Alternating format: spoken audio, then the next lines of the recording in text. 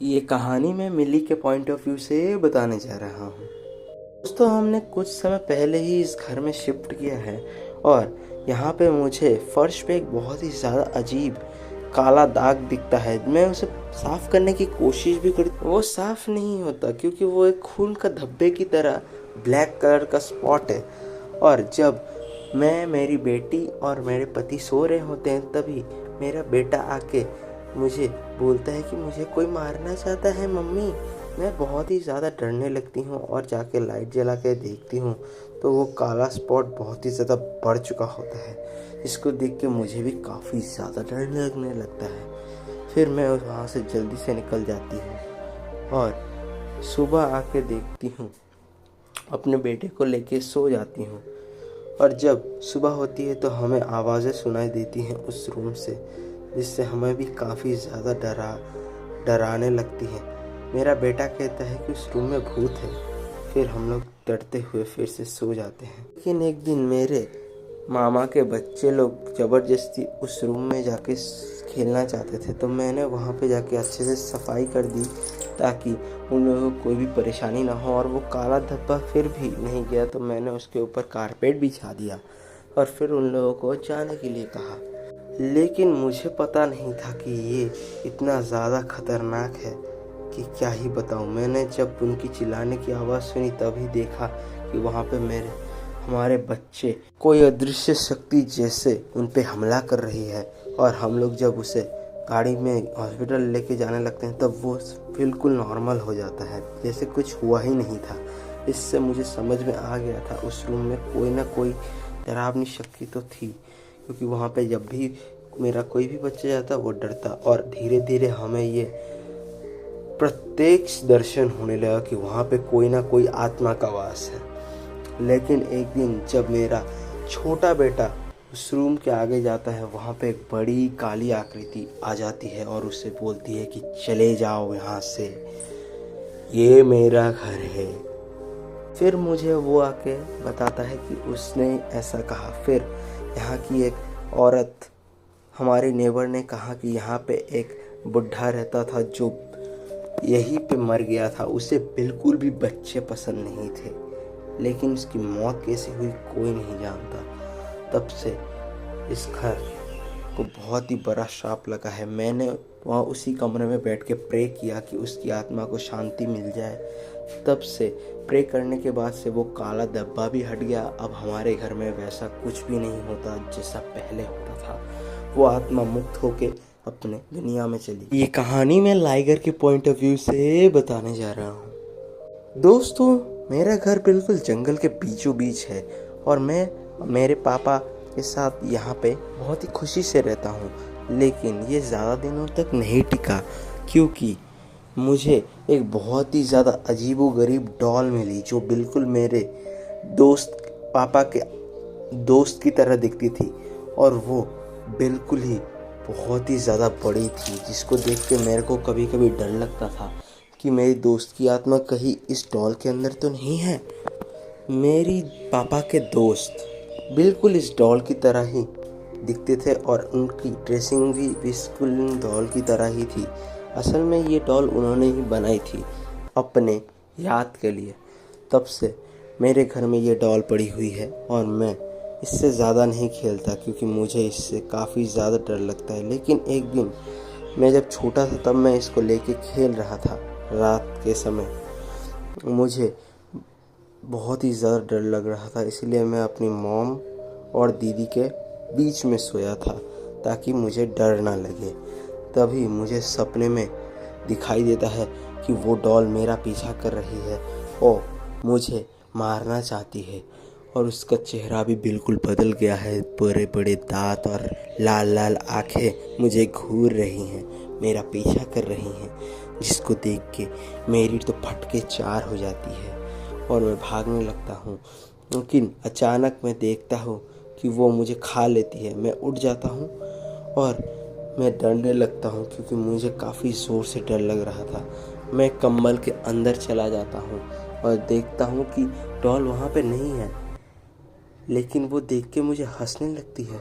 मैं और भी ज़्यादा डर जाता हूँ और कंबल के अंदर जाके चुपचाप बैठने की कोशिश करने लगता हूँ, क्योंकि मुझे पता था ये डॉल में कुछ ना कुछ तो गड़बड़ है जो मुझे पता नहीं चल रहा। लेकिन मैं सुबह तक वैसे ही सोता रहता हूँ, क्योंकि मुझे उस डॉल से काफ़ी ज़्यादा डर लगता है। सुबह उठ के देखता हूँ तो वो बिल्कुल नॉर्मल थी, लेकिन असल में उसके पास कुछ ना कुछ तो ऐसा था जो मुझे डरा रहा था। फिर मैंने सोचा कि प्रे किया जाए, और फिर प्रे करने के बाद खाना खाने बैठ गया। खाना खाते खाते हमें जो कुछ भी हुआ मेरे साथ, मैंने अपने मॉम, डैड और दीदी को बताया, लेकिन उन्होंने मुझ पर बिल्कुल भी विश्वास नहीं किया। क्या ये मेरा वहम था या फिर कोई सच? कहानी मैं कोची के पॉइंट ऑफ व्यू से बताने जा रहा हूँ। मेरा नाम कोची है और मैं साउथ अफ्रीका के एक छोटे से गांव में रहता हूँ। और हमारे गांव में एक बहुत ही ज़्यादा बड़ा कुआं है, जहाँ से हम लोग सभी लोग पानी भरते हैं और अपने घर के लेके जाते हैं, क्योंकि हमारे यहाँ पे कोई भी नल नहीं है। हमें काफ़ी ज़्यादा मुश्किल करके पानी लाने जाना पड़ता है। मैं और मेरी माँ हमेशा ही उसी कुएं से पानी भर के लाते हैं, लेकिन एक दिन हमने देखा कि उस कुएं में एक औरत की लाश पड़ी हुई है। उस समय के बाद से सभी लोग को कुएं का पास जाने के लिए थोड़ा थोड़ा डर लगने लगा था, और मेरे को भी, क्योंकि मुझे इन सब चीज़ों की आदत नहीं है और मुझे इन सब चीज़ों से काफ़ी डर लगता है। एक दिन मॉम ने मुझे बोला कि कुआं से जाके पानी लेके आओ, तो मैं भी एक कैन उठा के टॉर्च से लेके रात को पानी उठाने के लिए जाने लगा। लेकिन मैंने देखा कि वहाँ पे एक बड़ा सा आदमी खड़ा है और वो मुझे कहने लगता है, यहाँ से जल्दी भाग जाओ, नहीं तो तुम्हारी मौत तुम्हारा इंतज़ार कर रही है। तभी मैं उस कैन को भर के जल्दी जल्दी भागने लगता हूँ, तो देखता हूँ कि कैन तो फूटा है, उसमें छेद है। और फिर मैं पानी लेने के लिए फिर जब जाता हूँ, तब वहाँ पे सामने वाले बोरवेल से जब पानी निकालता हूँ, तब वो आदमी भड़क जाता है और वो मुझे मारने के लिए बोलता है। मैं भी बोलता हूँ कि पानी तो मैं लेके ही जाऊँगा, क्योंकि मेरी माँ ने मुझे कहा है। और फिर वो और भी ज़्यादा गुस्से में आ जाता है और मुझे मारने लगता है, जोर जोर से मुक्के मारने लगता है और पागलों की तरह हंसने लगता है। और मैं उसे रोक भी नहीं पाता, वो मुझे पकड़ के कुएं के अंदर घुसाने की कोशिश करने लगता है और वो मुझे कुएं में फेंकने लगता है। लेकिन तभी सौभाग्य से पुलिस वाले वहाँ से निकल रहे थे और उन्होंने मुझे देख लिया और उन्होंने मुझे कुएं से रस्सी डाल के बाहर निकाला और उस पागल आदमी को दबोच लिया। फिर भी वो पागलों की तरह हंसे जा रहा था। अगर वो लोग नहीं आते तो आज मैं कुएं में डूब के मर चुका होता। ये कहानी मैं मेरी के पॉइंट ऑफ व्यू से बताने जा रहा हूँ। ये तब की बात है जब मेरे पति गुजरे हुए 1 साल बीत चुके थे और मैं एक सिंगल मदर होने के बारे में ही सोच रही थी। तभी मेरे पड़ोसी ने मुझे जैक नाम की एक लड़के की फ़ोटो दिखाई। हम दोनों 6 महीने तो अच्छे रहे। उसने मुझे प्रपोज करके मेरे साथ 6 महीने अच्छे रहा, लेकिन फिर 6 महीने बाद मुझे पता चला कि वो बहुत ही ज़्यादा ड्रिंक करता है और लोगों से लड़ाई भी करता है। ऐसे ही हमारे दोस्त भी हमसे बात करना बंद कर देते हैं। फिर वो अपना सारा गुस्सा मेरे ऊपर उतारने की कोशिश करता है, मेरे ऊपर हाथ उठाता है, मुझे बदतमीज़ी से बात करता है। एक दिन तो उसने हद ही पार कर दी, मुझे इतना मारा और मार मार के मेरे सारे कपड़े उतार दिए और फिर बोला कि अब तुम जहाँ भी भागना चाहती हो भाग जाओ, देखते हैं तुम कहाँ भागती हो। फिर उसने बताया कि मैंने बताया कि मेरे बेटे की तबीयत बहुत ही ख़राब है। लेकिन फिर मैं जब अपने बेटे के पास सोने गई, उसने मुझे अपने बालों से पकड़ा और उठा के बाहर पटक दिया और बोला कि चलो यहाँ से, अगर तुमने फिर से मुझसे बचने की कोशिश की तो मैं तुम्हें इससे भी बुरी हालत में पहुँचा दूँगा। ये बोल के उसने मुझे फिर से मारना शुरू कर दिया और इस बार हर बार से ज़्यादा ज़ोर से मुझे मारा और मेरी हालत और भी ज़्यादा बदतर हो गई। इस बार मेरे आंसू रुक ही नहीं रहे थे और मेरे शरीर के हर एक अंग में दर्द हो रहा था।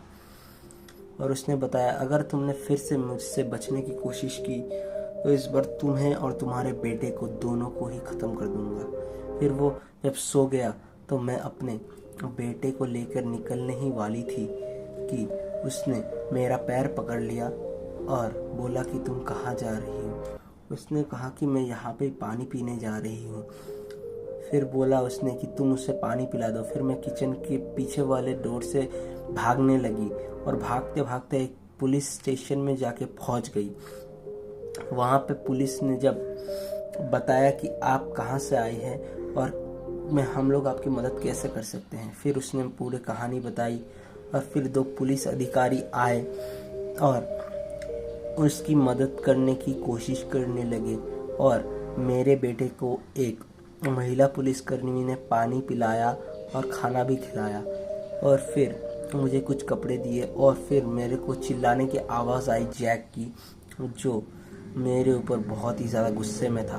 फिर मैंने पुलिस को डिटेल में बताया कि मेरे साथ क्या क्या जुल्म हो रहा था इतना दिनों से। फिर उनको जैक का एक नोट मिला जिसमें उसने बोला था कि इस बार अगर तुम मेरे पास मिल गई मुझे तो मैं तुम्हारे टुकड़े टुकड़े करके कहाँ फेंक दूंगा ये मेरे को भी नहीं पता। ऐसी जगह दफनाऊंगा कि तुम सोच भी नहीं सकती। ये पढ़ के तो मेरे आंसू रुक ही नहीं रहे थे। इस बार पुलिस वालों ने कहा कि तुम्हारा साथ हम देंगे। फिर जज ने उसकी बेल को रिजेक्ट कर दिया और उसने अपने गुनाह को कबूलने से मना कर दिया। अब वो जेल में ही बंद है। लेकिन मैं जब घर चली गई तब मुझे उसकी एक चिट्ठी मिली कि अभी सब कुछ ख़त्म नहीं हुआ है, मैं फिर से आऊँगा।